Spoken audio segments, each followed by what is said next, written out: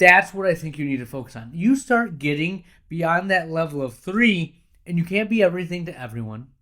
And your staff only has so much bandwidth.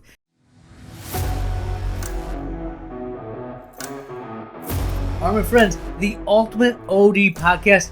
Great episode for you this week. It's the beginning of 2024, and I want you to know what I'm doing in my office to set it up for success. This is a 3-step process to find what you love, to make it amazing, and just have it take off this year. We have the closing thought of the episode. This is the Ultimate OD Podcast. Here we go.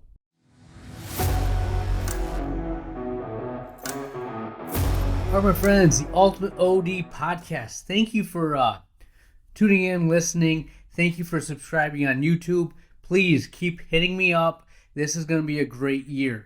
We are going to take our practices, go to the next level.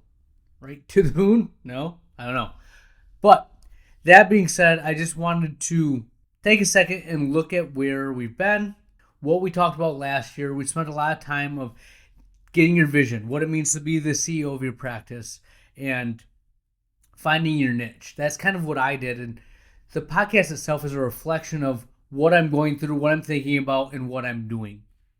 I think that's one of the things that I find people get value from is it's not theories, it's not this is what you should do. I'm literally doing it. I get to test it out, and I can give you feedback as to what's working, what's not, and how I'm improving. And we had a record year. This year, we're going to open a new office, and by opening a new office, we're moving our current location 1,600 square feet to 35 square hundred. We'll be hiring another doctor and just continuing the evolution of the office. 12 years in and getting better each and every year. Now, that being said, as we start 2024, so this is the first episode of the new year, I kind of want to give you a look into my mindset of where I'm going, what I'm going to do, and what I think would be beneficial for your practice. What are you going to focus on? What is your culture, right? And the first thing I will ask you is, what do you enjoy doing? Okay, not what's fun and fancy, myopia management, the migraine glasses, NeuroLens, dry eye. It's all the rage, right? What do you actually enjoy? And take it even farther, and outside of optometry, if you were going to read a book, if you were going to read something for leisure, what do you like to do? Now, I'm fortunate enough that I found something that I love to do, to exercise, to work out. I love nutrition. I often tell my wife, if it wasn't for me being an optometrist, I thought about pursuing a PhD in metabolism. I love reading about insulin resistance and lipidology. So I love those two aspects of science, and thankfully I can apply those to the eye. I've really started listening to a lot of lectures about the Ocular Wellness and Nutrition Society. And again, there's a lot of stuff that's out there that's fringe, if you will, but it interests me. It's fascinating. I love to read about it and study it. What I apply to my practice, we'll see. But I'll tell you this right now, a lot of the next level dry eye stuff, beyond the home therapies, beyond the IPL, is looking at that nutritional aspect, the gut microbiota. Those things matter. And when you have patients that can't find relief, that's the next step of looking at it. I have a patient that's 17 years old, crazy SPK, and starting to lose, corneal sensation. And we've done the home therapies. They've tried steroids. She's seen a couple different doctors. Yeah, Procera can help give her corneal, surface back, optimize that. But what's the underlying cause?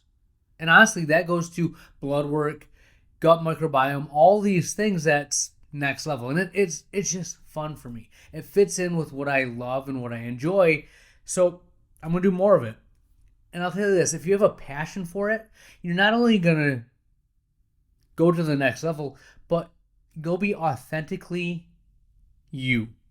No one can compete with you when you are an N of one. No one loves this stuff the way I do. It has the resources I have. That makes me in a class of my own, and it's just hard to compete with. A lot of times we try to be cookie cutter. Like, what are you doing in your optical? How are you presenting contacts? What are you doing for X, Y, and Z? How often are you? This is what I love, and this is what I'm going to do. So I've really put a lot of time, effort, and energy into making my own health and wellness a priority. And the cool thing is I can apply it to my patients. I can apply it to my practice, and it's fun. So that's step one. What do you enjoy? Number two, when you look at what you're going to focus on in 2024, I think you can be good at 3 or less things. 3. Okay? So whether that's optical, whether it's specialty contact lenses, vision therapy, dry eye, ocular health and wellness, disease, however you categorize it, that's what I think you need to focus on. You start getting beyond that level of 3, and you can't be everything to everyone. And your staff only has so much bandwidth. You'll be doing it halfway if you expect them to know 5 things. Honestly, you give them 3, it's going to be a stretch. Okay? Not only that, what I'm finding is because I'm trying to focus on just an awesome optical, I want that to be of emphasis. Check glasses, people will understand that. Dry eye and ocular surface disease.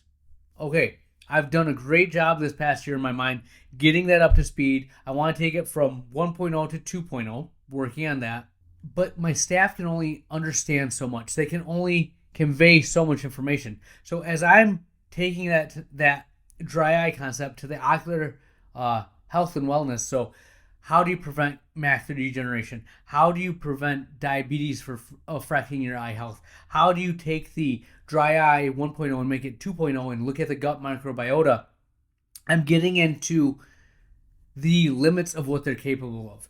How many supplements do you offer? We have 3. Those are the ones I'm focusing on, but getting my staff to understand those takes effort. Not only that, getting the patient to understand what you think is a priority. I'm having trouble talking about, macular degeneration with lutein zeaxanthine or, I promise DVS formulation. In addition to omega-3s, I love omega-3s. I love ocular surface, but I think omega-3s help your whole body and reduce inflammation. But trying to get them to talk about omega-3s and a lutein supplement, even though they're synergistic, the DHA actually helps the absorption of the lutein and zeaxanthine, but patients can only handle so much. What's the priority, doc? Is it the macula? Is it the front of my eye? So as I'm going through this, I'm starting to figure out how I'm going to hone the message, how I'm going to position each and every supplement, and how I'm going to have my staff do that. So again, 3 things: optical, dry eye ocular surface, and then ocular health and wellness, focusing on keeping your eyes healthy, having that ounce of prevention versus a pound of cure. Now, myopia management, do I do that? Absolutely, I still do that. Is it one of my core 3 principles? No, but in my mind, it's standard of care, right? You should do this because we've shown that the outcomes for not treating myopia can be catastrophic, right? It can have dire consequences. I'm going to do this for my children. If they show signs, I feel it's my obligation to do it for other patients' children. So that's why we do it.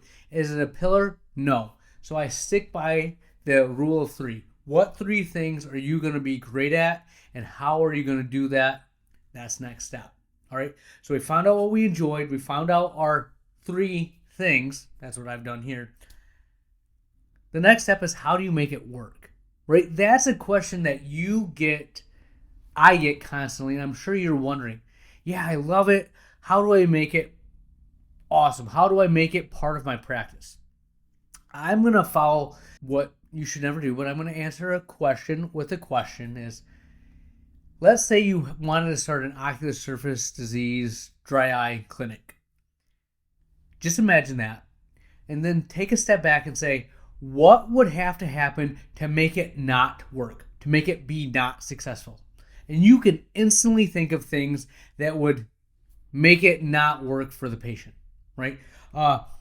You don't have any of the treatments. You don't believe in it, right? You only talk about it with some patients. When you do talk about it, you're hesitant to talk about costs. You're afraid to bring that up to a patient, right? It's not going to work. Take an even bigger step back and look at, if you look at your business, if you're running a practice, you're like, how do I have a successful practice? Hard to say. How do you have an unsuccessful practice? You don't answer your calls. If a patient has an issue, you don't deal with it, right? Your staff is always fighting. They're not on the same page, right? It's not rocket science, but we tend to have a better lens when we're looking at the negative. What's the things that can make things go wrong? We can be risk averse by seeing all the, grenades, landmines that await us, right? So find your 3 things and say, if I'm going to start a ocular health and wellness clinic, what is something that would make that not work? 1, me, myself, not believing in ocular health and wellness. Everything I do, I take the supplements. I talk to my patients about it because I'm doing it myself, right? But if you don't believe in it, if you don't do it, what kind of message are you sending? What kind of message is your staff sending if they don't believe in it, right? I don't care what it is, whether it's NeuroLens, whether it's vision therapy, you can think of all the things that would make it not work. Look at that list, do the opposite. I know it's simplistic, I know it shouldn't be that easy, but honestly, it kind of is, right? Start there. Once you get to that level of, okay, I know what not to do, then send me an email. Hit me up. Talk to other people that do myopia management, that believe it's a way of life. They're the cult people that go to Vision by Design. See what they're doing, right? But it doesn't have to be rocket science. You don't have to reinvent the wheel. You can inherently sit back, look at your practice, and know what not to do. All right? So that's what I'm doing with my office. That's how I'm getting it ready to have the best year yet, to be just getting better with every patient interaction. How do I address the patient concerns? How do I educate them? I've improved because I've invested time, effort, and energy, and I do it with every single patient. It's what we do. I've told my staff, and they know this, if you're not on board, that's fine, but this is not the office for you. We have an office of believers, an office of people that are going to continue to put this message out because it's what I believe in, it's what they have to believe in. So just stay tuned. I'll give you updates, but right now it's going really well. I'm very excited for what the future holds. We'll have more for you next week. Where has the time went? We are to the closing thought of the episode, and this is some knowledge I'm going to drop on you. Now, as I've been studying health and nutrition, one of the things that I've come to realize is one of the dangers of health is insulin spikes, right? What you eat affects your blood glucose levels, which affects the insulin. Too much insulin, weight gain, vascular issues, trouble, right? Oxidative stress, we hate it. Well, I'm reading a book called Glucose Revolution. Great read, tons of applicable information in there. And the coolest thing I read and found out is it's not necessarily what you eat that is the problem. It's the order in which you're eating it. Yes, the order in which you eat your food will affect the insulin spike that you have, and thereby whether you're losing or gaining weight. Mind blown. But I guess read the book, but the Cliff Notes version is eat your fiber first. And if you're deciding between a sweet fiber, like an apple, banana, or broccoli, carrots, lettuce, spinach, kale, that aspect, choose the broccoli, the vegetables, versus the sweet. Save the sweet for the end. But if you eat that fiber first, you create a net, a barrier that limits the absorption of the the following things, your carbohydrates and such, and it will reduce your insulin spikes. You can lose weight by eating a salad before you eat everything else. So go to the restaurant, get a salad, don't eat the bread first. But fiber, then your protein and your fats, then your carbohydrates. Whether they're potatoes, starchy, or they're eating bread, pasta, grains, rice, eat that fiber first. You'll limit the spike. You'll be healthier for it. Now, I'm going to put it into action. We'll see what happens. But I thought that was interesting. And that's what I have for you. Pass it on to your diabetic patients. Dr. Lilly out.